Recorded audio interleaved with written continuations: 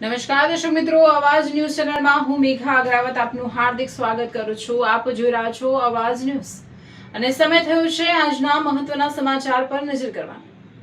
કોડીનાર તાલુકાના દેવડી ગામના વતની અને જાણીતા ઉદ્યોગપતિ તેમજ ફિશરીઝ બંદર અને દ્વારકા ફિશરીઝના વ્યવસાય સાથે સંકળાયેલા મનોજભાઈ વરજાંગભાઈ મોરી દ્વારા સમાજ સેવાનું અનોખું ઉદાહરણ પૂરું પાડવામાં આવી રહ્યું છે।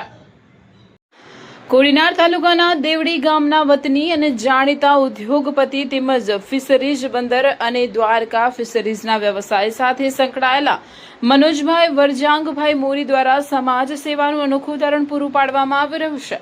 તેઓ પોતાના સ્વખર્ચે કોડીનાર તાલુકાના 64 ગામોના 60 વર્ષ તથા તેથી વધુ ઉંમરના વડીલોને નિઃશુલ્ક દ્વારકાધીશના દર્શન અને અન્ય તીર્થ સ્થળોની યાત્રા કરાવી રહ્યા છે।